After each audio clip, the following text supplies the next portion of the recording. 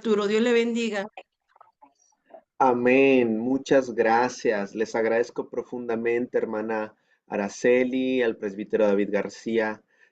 Gracias a la región por hacerme esta invitación y yo encantado de estar aquí con ustedes y muy motivado al ver a tantas personas hambrientas y sedientas por conocer un poquito sobre lo que dice la palabra de Dios en este libro tan hermoso que es el Apocalipsis.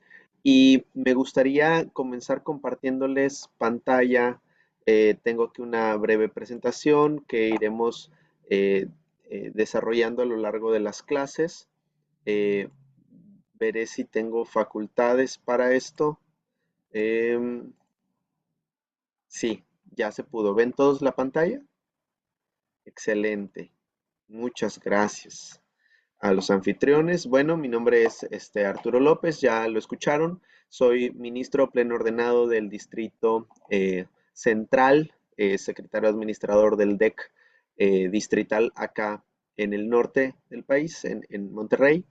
Y pues bueno, profesor de Instituto Bíblico, también asociado a esta clase de Apocalipsis y Escatología.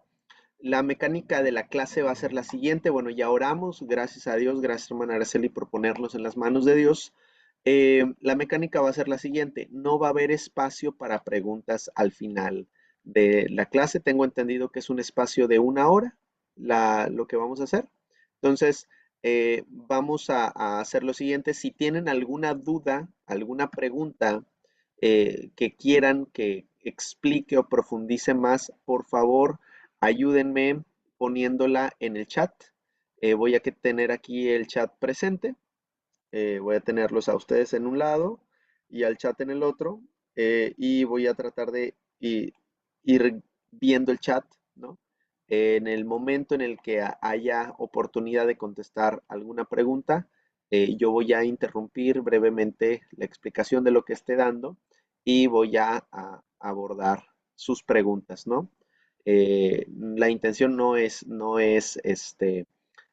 que no pregunten, al contrario, si tienen dudas, preguntas con toda confianza, pónganlo en el chat y vamos a ir resolviéndolas tan pronto Dios nos permita.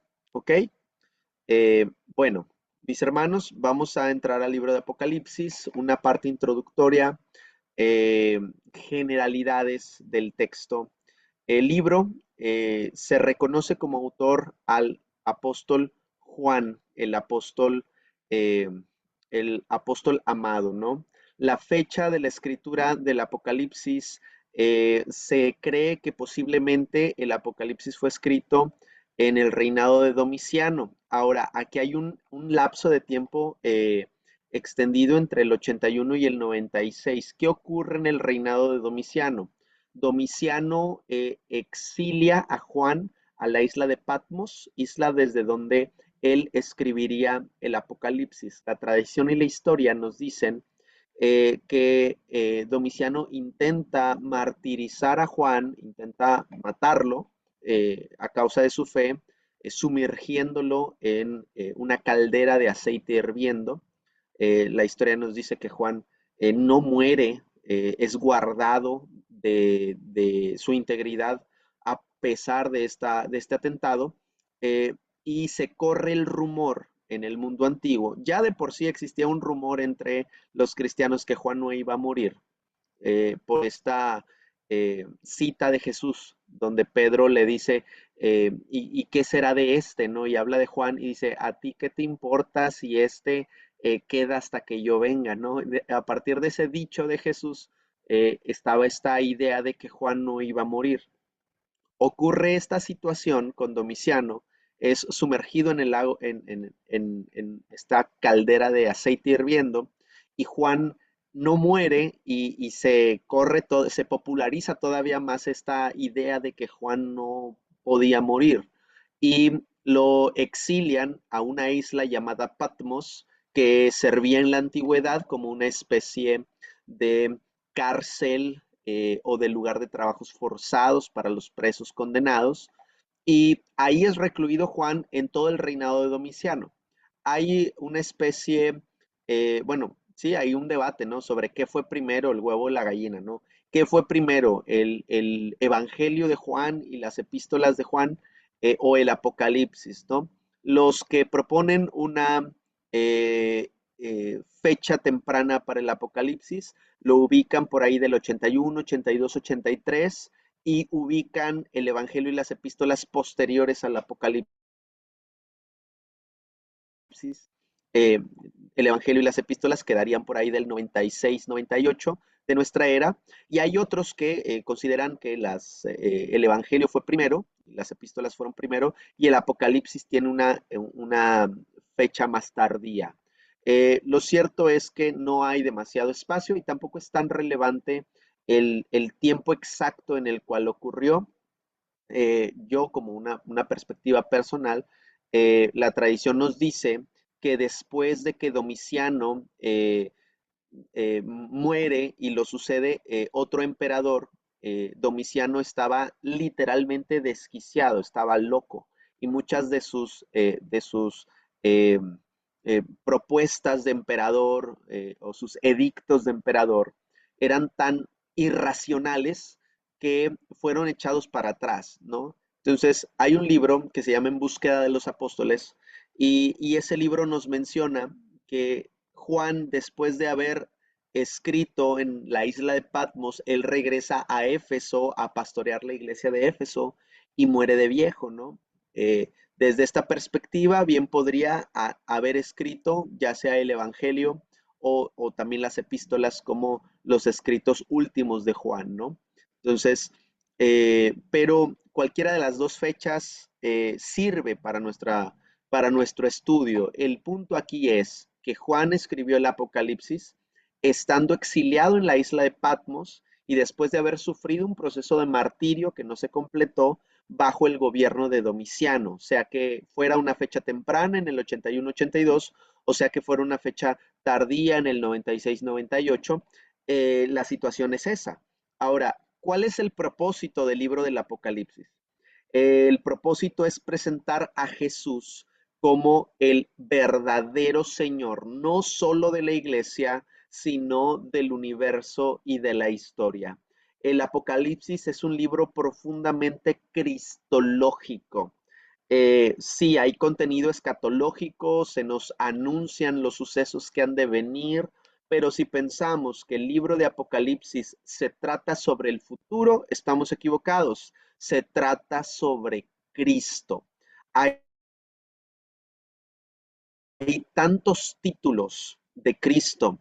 Él es el alfa y la omega, el primero y el último, el que ha de venir, el que estuvo muerto y vive, el cordero como inmolado, la estrella de la mañana, la raíz de David. Son títulos, el fiel y verdadero, son títulos mesiánicos aplicados a la persona de Cristo que aparecen a lo largo de todo el libro. Y el propósito de presentar Juan todos estos acontecimientos futuros es presentar a Cristo de una forma diferente a la forma en la que lo hemos conocido en los evangelios. En los evangelios conocimos a un Jesús sufriente, a un Jesús siervo, a un Jesús humilde, a un Jesús crucificado, a un Jesús, sí, crucificado, resucitado, ascendido y glorificado, pero lo conocimos en su primera parusia, que es una venida cuyo propósito es servir y es entregarse y es someterse y es no dar es dar la otra mejilla y es, como dice el profeta Isaías, como cordero ser llevado al matadero, ¿no? Y no abrir su boca. Vimos a Jesús de esa manera en su primera venida, pero el Apocalipsis nos presenta a Jesús de una forma judicial, de una forma victoriosa, de una forma soberana, no solamente sobre los asuntos de la tierra, sobre los acontecimientos de la historia, ¿no? Sobre todo poder y potestad del anticristo y de Satanás y del dragón y de la serpiente antigua. Vemos a Cristo de una forma explícitamente más gloriosa, ¿no? De manera que el propósito de Juan en este libro es presentar a Jesucristo como el verdadero Señor, no solo de la iglesia, sino Señor del universo y de la historia. Y claro, para desenvolver este tema, va explicando los acontecimientos futuros que nos deparan, ¿no? Ahora, ¿cuál es el destinatario? El destinatario de, el libro del Apocalipsis eran las iglesias mencionadas en el capítulo 2 y capítulo 3. Sin embargo, va dirigido a todo creyente, ¿no? Es una epístola que estaba, o un libro que tenía un formato epistolar para ser leído de una forma circular. ¿Qué es esto de una epístola circular? Una epístola circular era un documento que estaba diseñado para ser leído en un lugar y luego ser trasladado a otro lugar para ser leído nuevamente. Generalmente las epístolas circulares estaban pensadas para un grupo de iglesias que estaban geográficamente cerca, que podían compartir literatura y compartir libros y cartas y edificarse con el mismo contenido apostólico al que estaban expuestos. En este caso, eh, leemos en el libro de Apocalipsis la iglesia de Éfeso, de Esmirna, de Pérgamo, de Tiatira, de Sardis, de Filadelfia y de la Odisea, y nos damos cuenta que no solamente son iglesias antiguas de Asia Menor, sino que forman una ruta, incluso en el orden en el que se mencionan, posiblemente fue el orden en el que se recorrería y se transmitiría la información del Apocalipsis. Es decir, la carta del Apocalipsis llegaría a Éfeso, se leería posiblemente, y si la iglesia estaba en condiciones, haría una copia para conservar la copia, y luego se volvería a mandar a transmitir la carta a la siguiente iglesia, que sería Esmirna. Esto es una carta circular, una carta que está diseñada para circular entre distintas iglesias. De manera que estas 7 iglesias serían el primer público lector de esta epístola. El tema es la manifestación gloriosa de Jesucristo en su segunda venida. Ese sería el tema del Apocalipsis, ¿no? La manifestación gloriosa de Jesucristo en su segunda venida, y a través de este tema se desarrolla este propósito que les mencioné, presentar a Jesús de una forma gloriosa como Señor y soberano de la historia y del mundo entero, ¿no?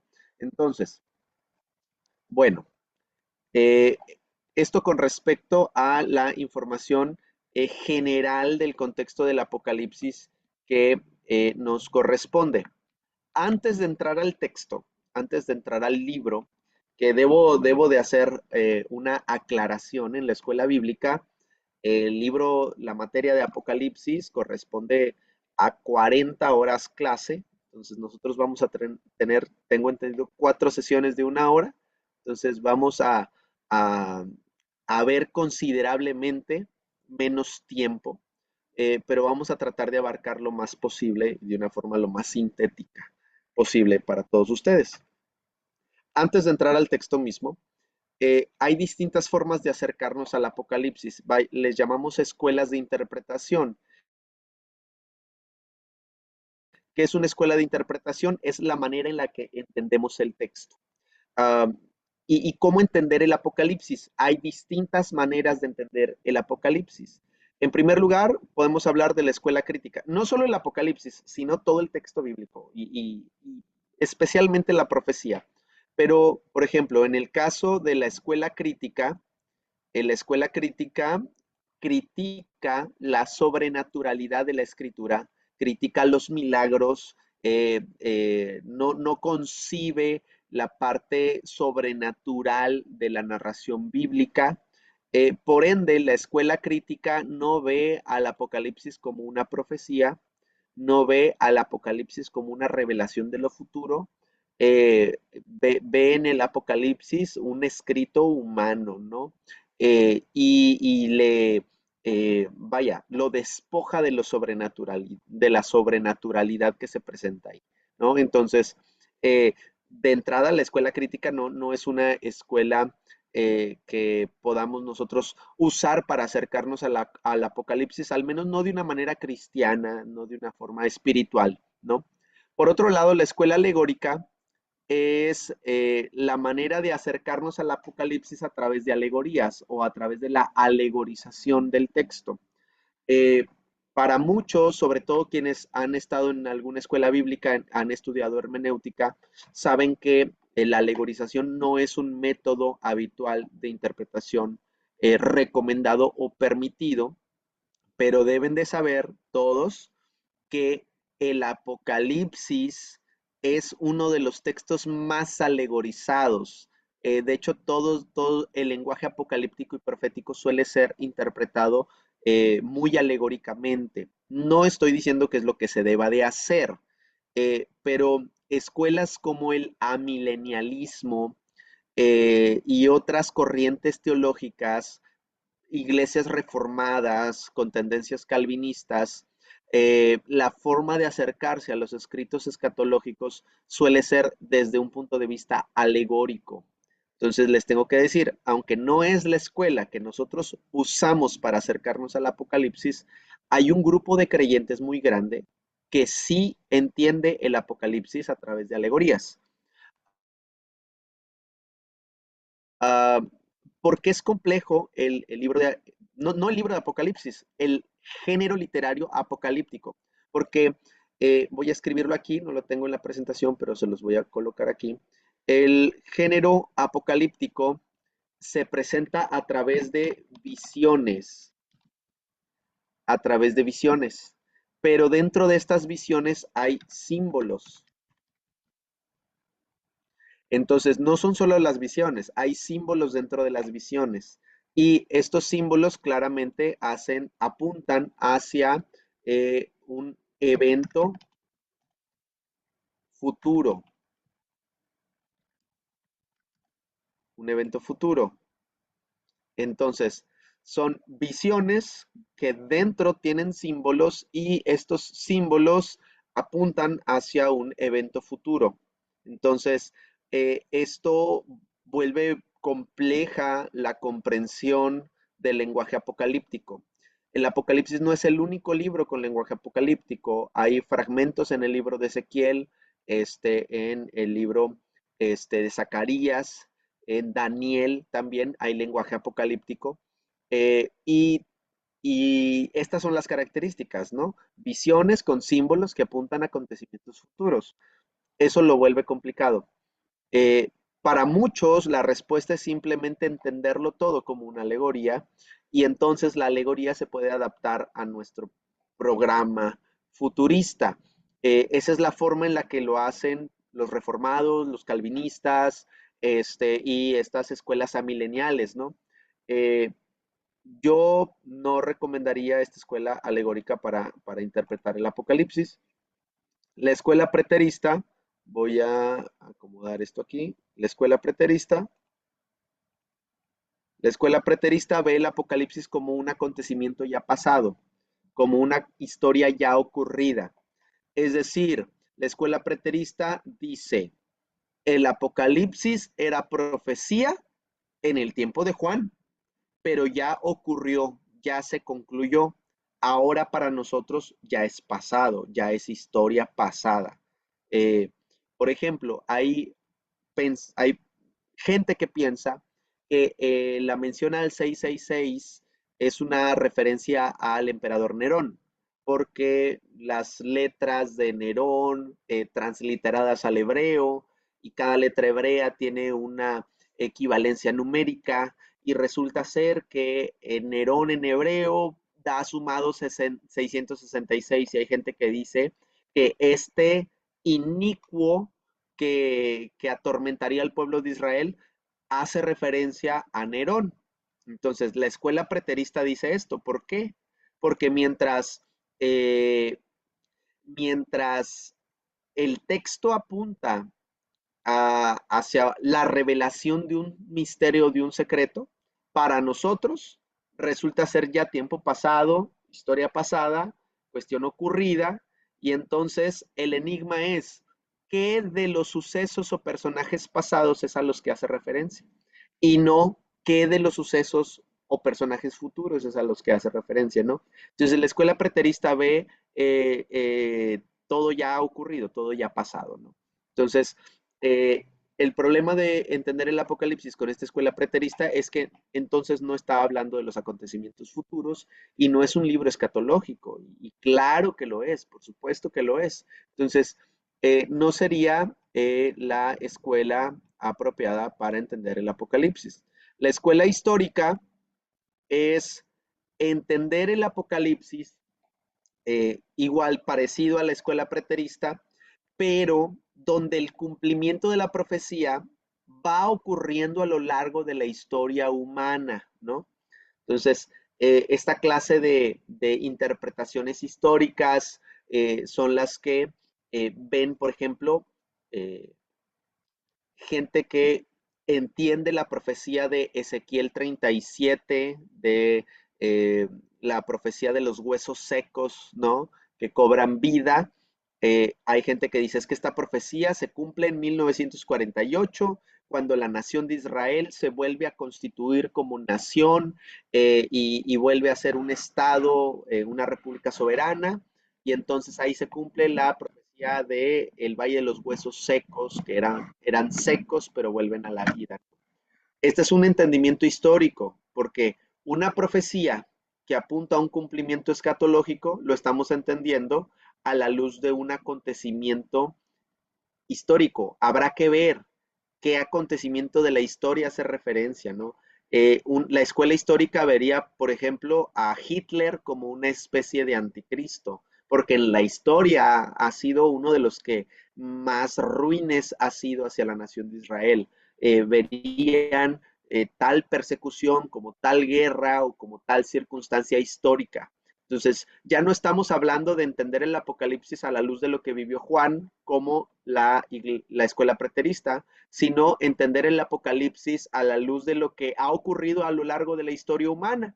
Y entonces vamos a andar buscando al anticristo en los libros de historia y al sello en el ocurrir o el devenir de la historia misma.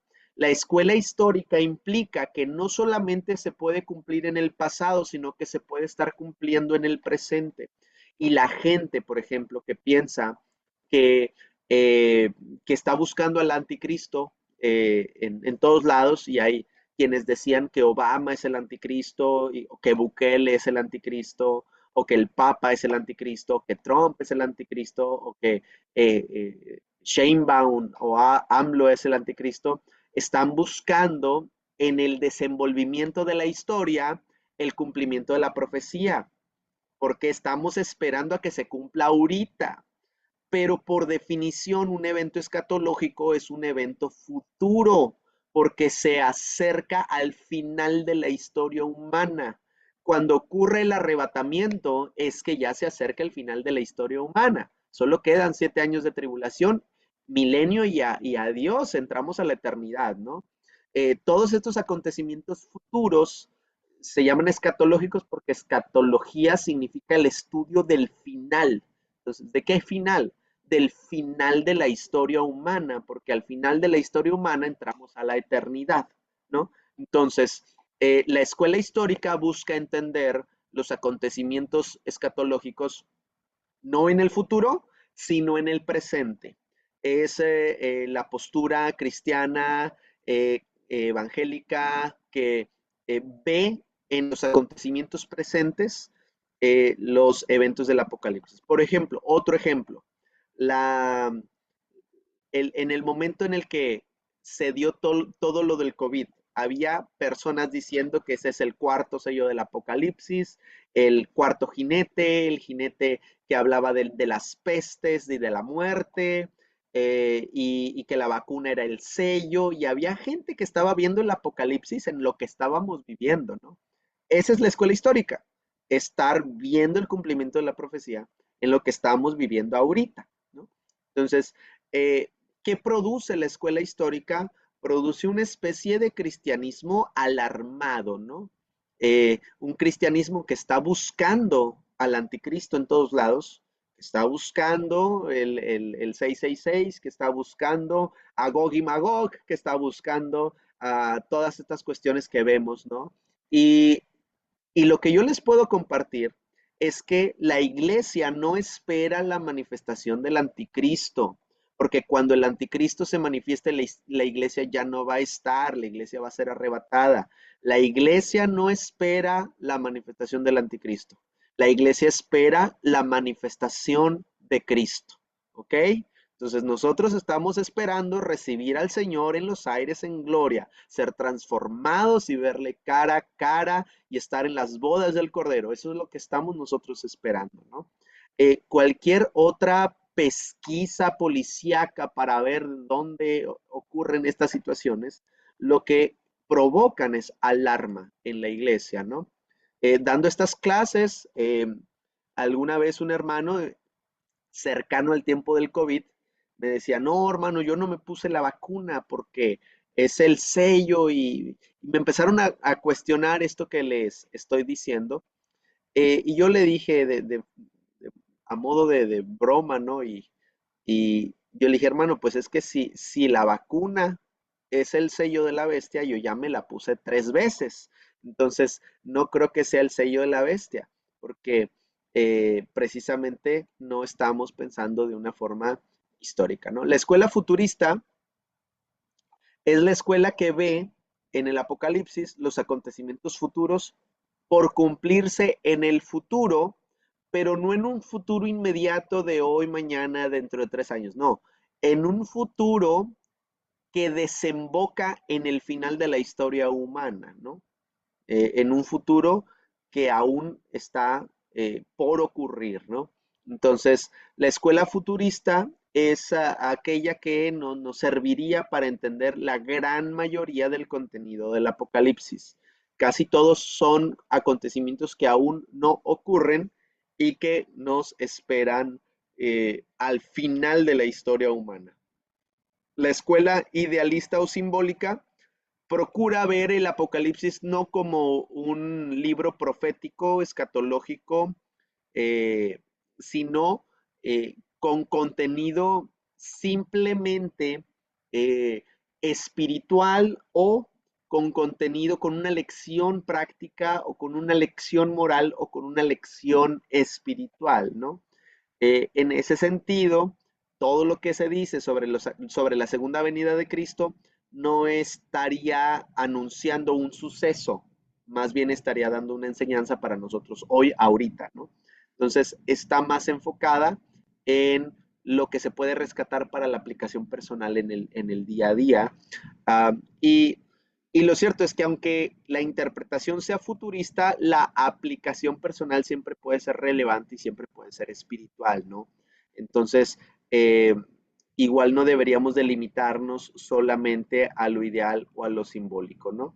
Eh, entonces, como introducción, la escuela futurista es la manera en la que nos hemos de acercar al Apocalipsis a partir de esta clase o de esta serie de clases que nosotros vamos a tener.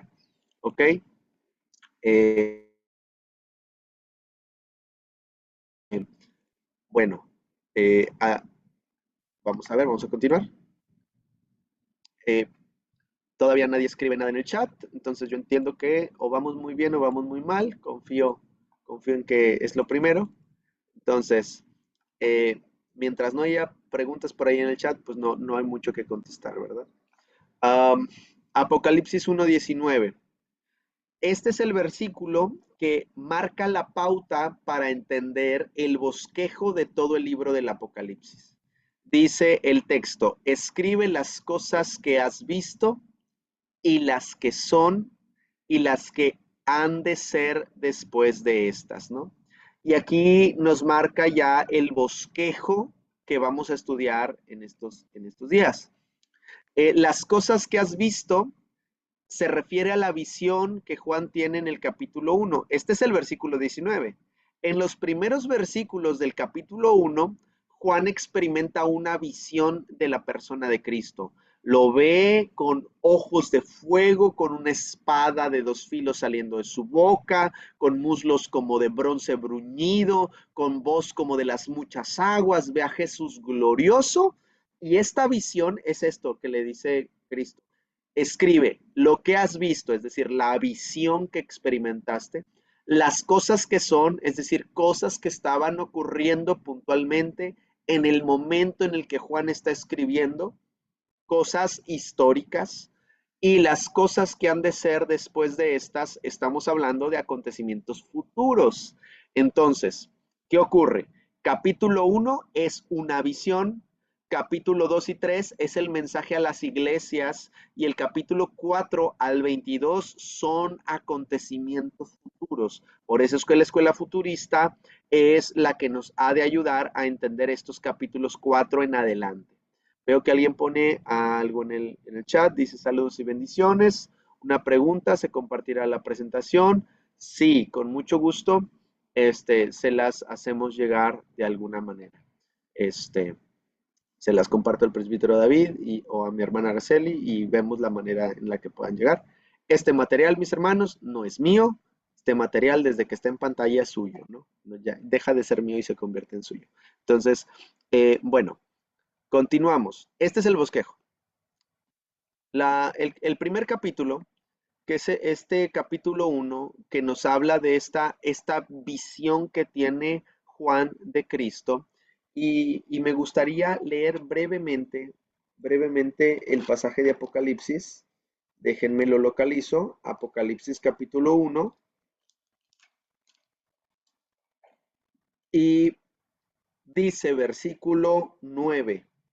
Yo, Juan, vuestro hermano, y copartícipe vuestro en la tribulación, en el reino y en la paciencia de Jesucristo, estaba en la isla llamada Patmos por causa de la palabra y el testimonio de Jesucristo. Yo estaba en el Espíritu en el día del Señor y oí detrás de mí una gran voz como de trompeta que decía, yo soy el Alfa y la Omega, el primero y el último. Escribe lo que ves y envíalo a las 7 iglesias que están en Asia, en Éfeso, Esmirna, Pérgamo, Teatira, Sardis, Filadelfia y Laodicea. Y me volví para ver la voz que hablaba conmigo, y vuelto vi 7 candelabros de oro, y en medio de los 7 candeleros vi a uno semejante al Hijo del Hombre, vestido con ropa que llegaba hasta los pies, ceñido por el pecho con un cinto de oro, su cabeza y sus cabellos eran blancos como blanca lana, como nieve, y sus ojos como llama de fuego, sus pies semejantes al bronce bruñido, refulgente como en un horno, y su voz como estruendo de las muchas aguas. Tenía en su diestra 7 estrellas, y de su boca salía una espada aguda de 2 filos, y su rostro era como el sol cuando resplandece en su fuerza. Y cuando le vi, caí como muerto a sus pies. Ahora, es esta la visión que tiene Juan. Y lo que ve, todo tiene un simbolismo, y es una imagen que se va a reciclar a lo largo de todo el libro del Apocalipsis. Se va a reciclar esta imagen, porque estos simbolismos, su túnica blanca, hablando de su pureza, su cinto de oro, hablando de su realeza, sus ojos de fuego, hablando de su capacidad de escudriñar y de conocerlo y de verlo todo, su espada de 2 filos saliendo de su boca, que es su palabra, que atraviesa, ¿no? Y con la que vence. Más adelante vamos a ver en su segunda venida, venciendo a los ejércitos del anticristo en la guerra de Armagedón con la palabra de su boca. Es decir, por eso el símbolo es una espada, porque su palabra tiene poder, porque su palabra tiene fuerza, tiene impacto, corta, penetra hasta el alma. Y estos símbolos se van a ir reciclando a lo largo de todo el libro.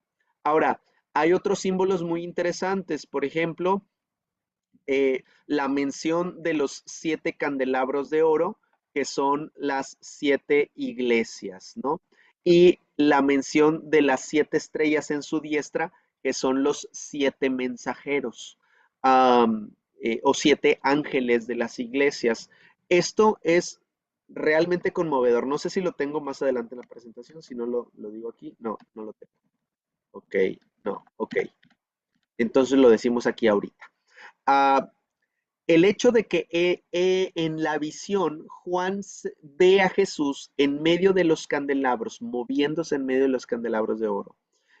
Y los candelabros representan a las 7 iglesias a las que Juan les escribe. De hecho, para alguna de las iglesias, eh, para Éfeso le dice, arrepiéntete y vuelve a las primeras obras si no quieres que quite a tu candelabro de tu lugar, tu candelabro de su lugar, ¿no? Es decir, el riesgo tenía que ver con la salvación. Y, y el hecho de que Jesús se mueva en medio de los candelabros nos menciona que es Cristo el que se mueve en medio de todo el acontecimiento de su iglesia.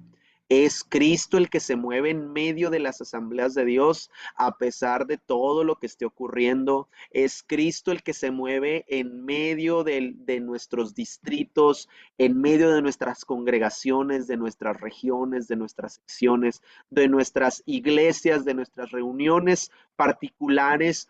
Cristo está presente en medio de lo que ocurre en su iglesia, ¿no? Y esto es grato y confortante, ¿no? Luego menciona las 7 estrellas en su diestra, que son los 7 ángeles o 7 mensajeros. Esta es una mención para los pastores y los servidores. Por muy difícil y muy dura que sea la situación por la que estemos pasando, Cristo es quien nos sostiene en su diestra, es decir, Él sostiene nuestros ministerios, ¿no? Estamos donde estamos porque Dios nos sostiene. El día que Él quiera, se acaba ese cargo, ese puesto, ese honor, ¿no? Dios nos da una bendición también, una responsabilidad, pero es confortante porque sin importar la situación que estemos viviendo, estamos en su mano. Él nos está sosteniendo, ¿ok? Entonces hay que tener paz con lo que venga y con lo que nos ocurra. Muy bien, si no hay preguntas, continúo con lo que son las cosas que son, ¿no? Vimos esta visión, es las cosas que has visto, es la visión, y esta visión se va a reciclar a lo largo de todo el libro. Es una visión muy importante. Eh, y luego habla de las cosas que son. Las cosas que eh, son porque son situaciones históricas que realmente estaban ocurriendo en esa época. Cuando Cristo les dice, escribe a la iglesia que está en Esmirna, y los problemas de Esmirna son problemas reales que la iglesia estaba experimentando en esa época, en ese momento. Cuando Cristo le dice a la iglesia de Éfeso, que perdieron su primer amor, es porque en el momento en el que Juan les escribe, ellos ya estaban fríos, ¿no? Entonces, eh, a la iglesia de la Odisea, no eres ni frío ni caliente. Eso era el problema en ese momento en la iglesia.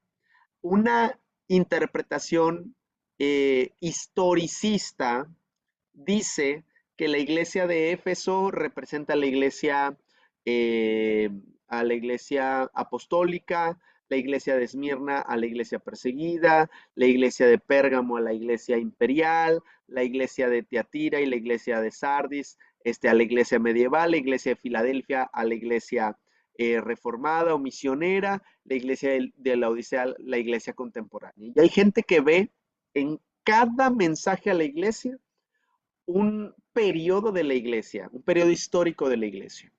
Y aunque podrá haber algunas coincidencias, esa es una interpretación histórica, ¿no?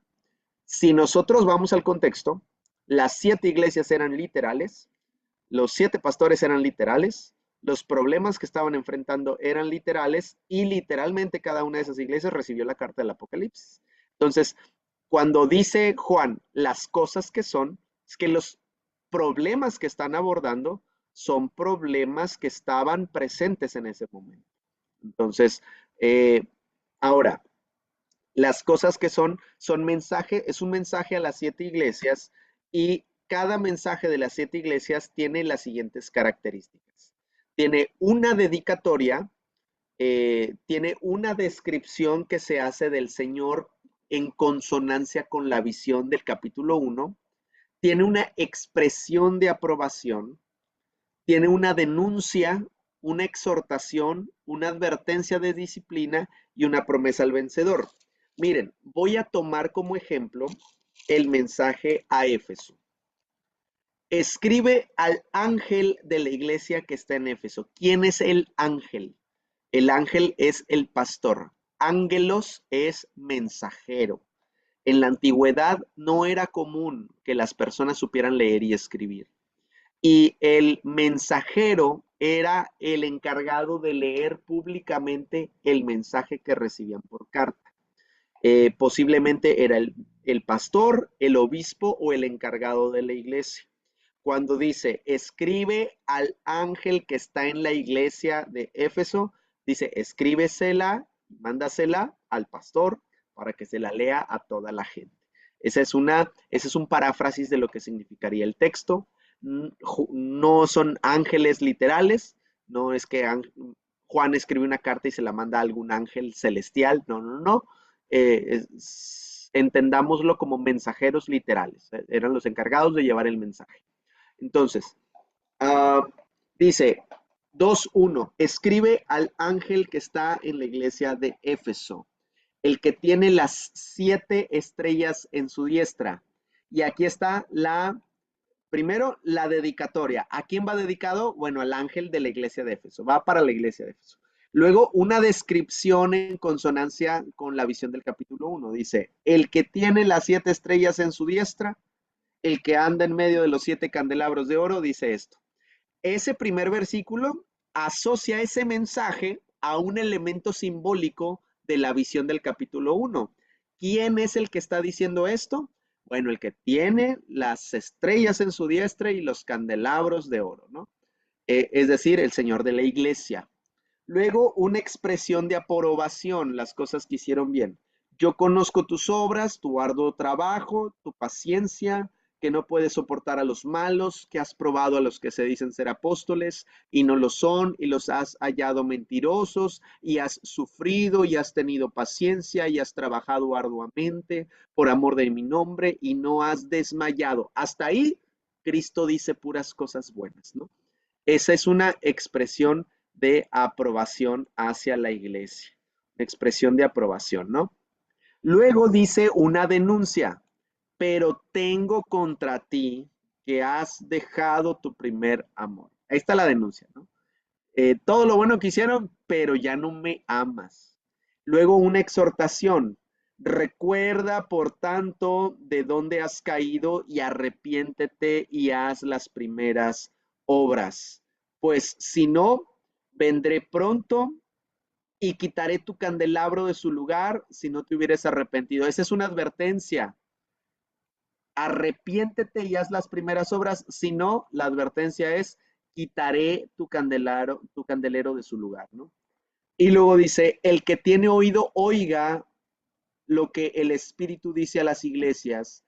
Al que venciere, le daré a comer del árbol de la vida, el cual está en medio del paraíso de Dios. Es una promesa al vencedor. Ahora, las advertencias siempre son soteriológicas, siempre tienen que ver con estar fuera de la iglesia. Y la promesa al vencedor también es soteriológica, siempre tiene que ver con pertenecer para siempre a Dios, ¿no? En este caso, quitar el candelero, cuando el candelero significa la iglesia, es estar fuera de la iglesia, ¿no? Y la promesa al vencedor es comer del árbol de la vida para estar para siempre en la presencia de Dios, ¿no? Entonces también es un acercamiento soteriológico, ¿no? Todos los 7 mensajes tienen esta clase de advertencias y de promesas, ¿no? Soteriológicos, de salvación. Uh, bueno, leímos el mensaje a Éfeso como ejemplo para que vieran la estructura. Todos los 7 mensajes a las 7 iglesias tienen la misma estructura. Todos tienen una dedicatoria, una descripción de la visión del capítulo 1, una aprobación, una denuncia, una exhortación, una advertencia y una promesa. Entonces, veo que hay por aquí algo en el chat. Dice, significado de soteriológico, por favor. Claro, perdónenme. En teología, soteriológico quiere decir referente a la salvación. Es el estudio de la salvación. Eh, entonces, cuando dice dejarán de ser iglesia o serán iglesia para siempre, están hablando de la salvación, ¿no? De estar o no en la salvación, ¿no? Entonces, a eso me refiero con soteriológico. Bueno, este es el bosquejo de cómo funcionan los mensajes a las 7 iglesias. Voy a presentar a continuación un breve resumen, un breve eh, extracto de los 7 mensajes a las 7 iglesias. Aquí ustedes, miren, si son predicadores, si son maestros, ya deben de estar viendo a ver esto, cómo lo pueden predicar el siguiente domingo. Este, eh, está extraordinario, ¿no? Para predicar. Pudiese ser sencillo, ¿no? Sencillo. La, la aprobación, lo que estamos haciendo bien, lo que estamos haciendo mal y lo que hay que hacer ahora. Exhortación. Los 3 puntos principales. Iglesia, tú estás haciendo esto bien, estamos haciendo esto mal y hay que cambiar esto, ¿no? Entonces, ahí está un sermón práctico, poderoso, contundente, ¿no? Si se quieren ver más teológicos o ir más profundo, pueden incluso hablar de la descripción y de las advertencias, ¿no? De lo importante que es estar ahí. Ahora, los problemas que se abordan a lo largo y ancho de de las 7 cartas a las 7 iglesias, el Apocalipsis utiliza mucha simbología, incluyendo la simbología de los números. El 7 es un número asociado a lo perfecto, asociado a lo completo. Por eso es un número simbólicamente asociado a Dios. El 6, al no llegar a ser el 7, se asocia a lo imperfecto, a lo incompleto, a lo humano, a lo bestial. De ahí que el número de la bestia sea 666. Es 3 veces imperfecto, ¿no? Eh, que igual ese versículo tiene un tinte enigmático, pero el Apocalipsis está lleno de símbolos, incluyendo símbolos numéricos, y el hecho de que haya 7 mensajes abordando problemas de la iglesia pudiera implicar que cualquiera de nuestras iglesias pudiera identificarse con alguna de las situaciones en estos mensajes, ¿no? Es decir, aborda los problemas globales a los que se pudiese enfrentar la iglesia. Yo me atrevo a decir que cualquiera de nuestras iglesias se le podría predicar alguno de estos mensajes y calzaría perfecto, ¿no? Porque no hay iglesia perfecta y estos mensajes están pensados y diseñados para la iglesia como un cuerpo global, ¿no? Entonces, bien, continuando, este es un cuadro comparativo, puedo decir, con los 7 mensajes de las 7 iglesias, donde comparamos las descripciones que se hacen, las aprobaciones, denuncias, advertencias. Por ejemplo, aquí la de Éfeso, vemos como la visión, la referencia que hacen a la visión del capítulo 1, dice, el que tiene las 7 estrellas en su diestra y los 7 candelabros de oro. Pero a Esmirna le dice el primero y el postrero, el que estuvo muerto y vivió. A Pérgamo le dice el que tiene la espada aguda de 2 filos. A Teatira le dice el Hijo de Dios, el que tiene ojos como llama de fuego. A Sardis le dice el que tiene los 7 espíritus de Dios y las 7 estrellas. A Filadelfia le dice el santo y verdadero, el que tiene la llave de David. A la Odisea le dice el Amén, el testigo fiel y verdadero, el principio de la creación de Dios, ¿no? Son referencias a Cristo del capítulo primero, ¿no? Y luego también aquí están todas las denuncias. Solo en el caso de Esmirna no hay denuncia, es una iglesia a la que no se le denuncia nada, pero sí se le advierte y sí se le exhorta Y la exhortación es a mantenerse fieles. Es una iglesia que es fiel, que no hay denuncia, pero su exhortación es a mantenerse fieles hasta la muerte, ¿no? Ah, en el caso de Filadelfia tampoco hay denuncia, y tampoco hay una advertencia específica. En el caso de la Odisea, que es yo creo que la peor de las situaciones, la Odisea no tiene aprobación. Todas las iglesias reciben cierta aprobación por algo que están haciendo bien. Por ejemplo, la iglesia de Éfeso trabajó duramente, perseveró, no toleró la mala doctrina. Esmirna, eh, pues padeció tribulación y pobreza, pero eran espiritualmente ricos. Pérgamo eran fieles a pesar de vivir en el trono de Satanás. Eso es un gran elogio, ¿no? Son fieles a pesar de vivir en medio del pecado, ¿no? Tiatira, sus obras, su amor, su fe y su servicio y su paciencia admiran al Señor, ¿no? Sardis, sus obras, algunos no han manchado sus vestiduras, es decir, Dios elogia la santidad de Sardis. Filadelfia, han guardado la palabra de Dios y no han negado su nombre. De hecho, Filadelfia significa, tiene que ver con fidelidad también, ¿no? Eh, pero la Odisea es la única iglesia a la que Dios no les aprueba nada. ¿No? O sea, no hay nada que aprobarles, ¿no? Es una situación bastante severa. Eh, y bueno, esta es una especie de cuadro comparativo. Es una de las tareas habituales que yo pongo. De hecho, este cuadro lo hizo uno de los alumnos del Instituto eh, ILETAD. Yo tomé esta tarea para esta presentación. Me pareció muy bien elaborada. Entonces, esto igual lo van a tener en su presentación para comprender el panorama global de las iglesias del Apocalipsis. Muy bien, vamos a ver. Por ejemplo, un breve resumen sobre las iglesias, sobre las situaciones más habituales que vemos en las iglesias del Apocalipsis. Éfeso era una iglesia sin amor. Habían trabajado mucho, pero ya no amaban. Se habían enfriado. Esmirna era una iglesia sufrida, es decir, una iglesia que padecía muchas cosas, ¿no? Eran fieles y servían a Dios, pero les iba de mal en peor, ¿no? Eh, Pérgamo era una iglesia con doctrinas erróneas. Teatira era una iglesia cuyos líderes pecaron. Sardis es una iglesia sin el poder del Espíritu Santo. Filadelfia es una iglesia fiel y la Odisea es una iglesia mundana, ¿no? Sería interesante examinarnos nosotros, eh, y esto me vino a la mente ahorita mientras estaba exponiendo esto con ustedes. Dije, wow, ¿cuál será mi iglesia, no? Eh, ¿Cuál será mi iglesia? Sería interesante examinarnos, ¿no? A nosotros y decir, bueno, a lo mejor somos sufridos, ¿no?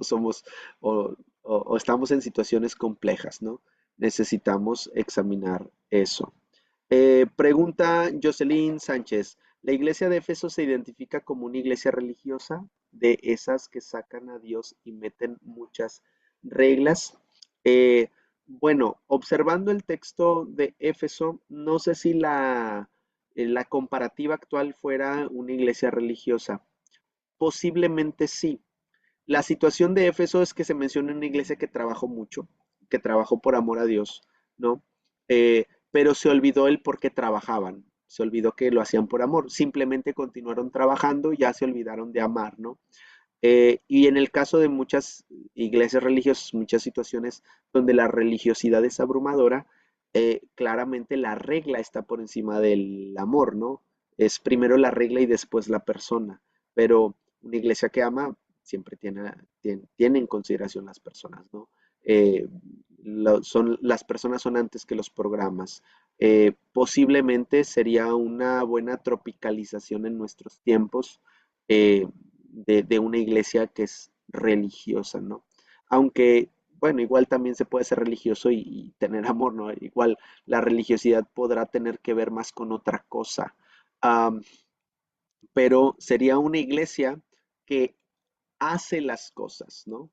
Va a la iglesia, pero no lo hace necesariamente por amor, devoción o fidelidad, lo hace porque es lo que se tiene que hacer, ¿no? Cumple, es una iglesia que cumple, es una iglesia que lleva a cabo los proyectos, pero cumple nada más, ¿no? Posiblemente la etiqueta de religioso pudiese ser, aunque es más amplia, pudiese calzar también bien. Este, bueno, no sé si haya más preguntas, más dudas por ahí. Déjenme, veo qué horas son acá. Este, y a qué horas nos tenemos que. Uy, vamos llegando a la hora, ¿no? Bien, déjenme solamente concluir esta parte de las iglesias, ver si ya terminamos aquí. Bien, como cierre de la clase de hoy. Cristo es el Señor de su iglesia. Cristo es quien se mueve en medio de ella. Cristo es quien nos sostiene en su mano, a nosotros, sus pastores, a los siervos que él ha elegido, y cualquier cosa que ocurra en su iglesia ocurre con Cristo en medio de ella.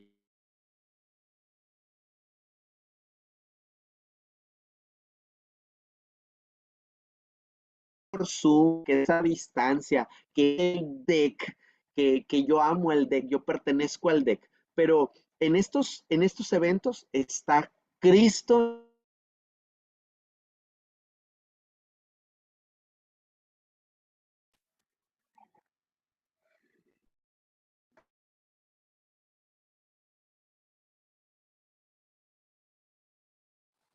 Parece ser que se perdió la conexión de maestro. Lo siento, chicos, como que se me fue el internet. Ok, Sí, sí, sí, ya ¿están ahí parece que todavía? regresó. Aquí estamos. Bueno, sí, sí, sí.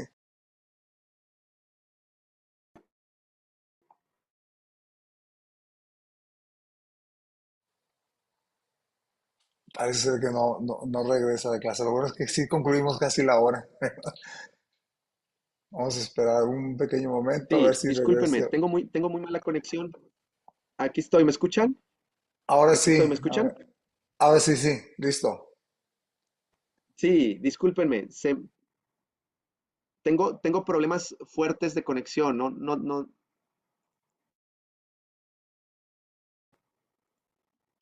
A ver,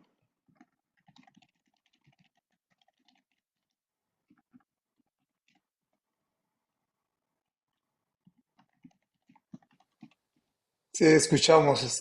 Ya, ya, ya.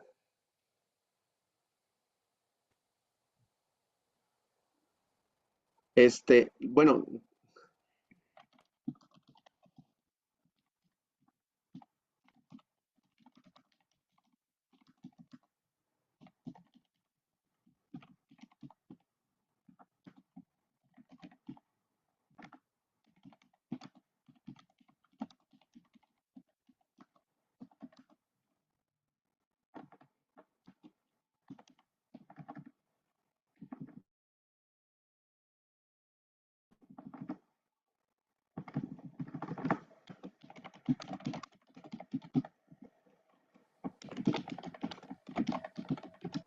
A parecer que ya está ahí en el chat. Si ya leyeron, parece ser que ya alcanzó a cerrar la clase.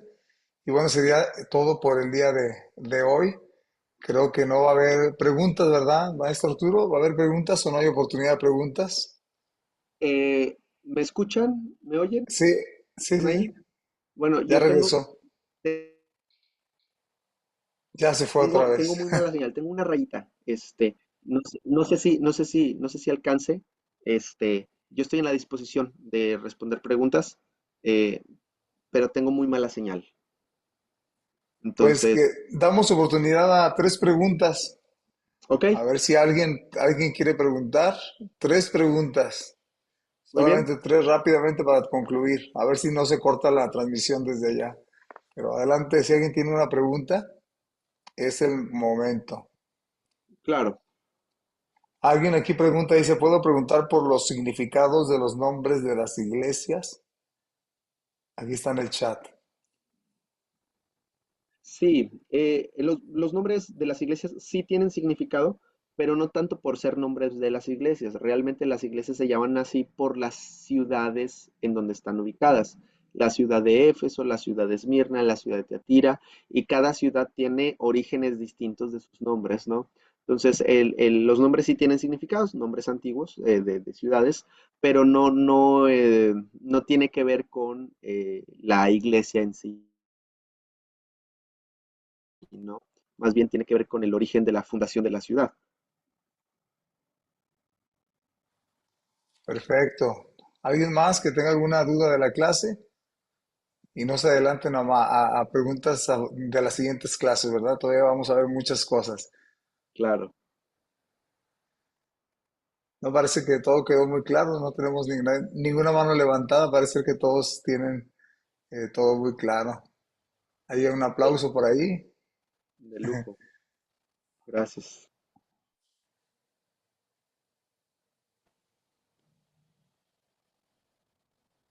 Ya fue mucho Gracias, mis para poder hermanos. hablar. Dios les bendiga. Dios les bendiga. Pues, El te invito. el Sí, maestro dígame. no está en Monterrey, ¿verdad? Está en Estados Unidos, entonces quizá por Sí, eso. sí, ahorita estoy en California y aquí la red, bueno, era buena, pero de repente se me fue. No sé por qué. Pero yo tengo buen red acá. Este, pero sí, ahorita Pues, saludos desde acá, desde California. pues próxima semana misma hora, tenemos una hora más de clase y seguiremos ahondando, entrando a los temas ya un poquito más complicados y el maestro nos va a estar Ujú. explicando. Hoy fue como la introducción. Le cedo el lugar a nuestra hermana Araceli, la líder del DEC, para que concluya esta reunión. Así que adelante, hermana Araceli. Fue un gusto, hermano, poder escuchar esta clase y recordar también por qué no, ¿verdad? Y pues hermano, nos vemos el próximo martes a las 9 de la noche. Amén. Se nos fue la hora en un ratito, se fue muy rápido. Vamos a orar, ¿qué les parece para dar por terminada con esta clase? Padre, te doy gracias por lo maravilloso que has sido en esta noche y darnos este privilegio tan grande, Señor, de poder, Señor, refrescar nuestro conocimiento, Padre, y aquellos que no lo tenían, Padre eterno, yo sé que tú has hablado a su mente y a su corazón. Gracias por la vida, Señor, de tu siervo Arturo, mi Dios, te ruego, Padre eterno, que seas tú fortaleciendo su vida, Padre, y que en la próxima clase tú lo sigas usando como el día de hoy. Gracias, Señor, por cada uno de los hermanos que se pudieron conectar en esta noche. Te ruego, Padre eterno, que estés con ellos, que tu Espíritu Santo los acompañe. Gracias por el presbítero David, Señor amado. Te ruego que tú lo bendigas y que lo acompañes en todo momento, Padre. En el nombre poderoso de Jesús, te doy gracias, Padre, porque tu palabra, Señor, sigue viva en nuestras vidas, Señor, y en la actualidad. En el nombre de Jesús, amén. Próxima semana aquí nos vemos. Si alguien tienen personas que quieran conectarse, adelante. Amén. Muchas gracias, mis hermanos. Dios La presentación creo que nos la va a compartir, así que esperamos la presentación y yo grabé la presentación.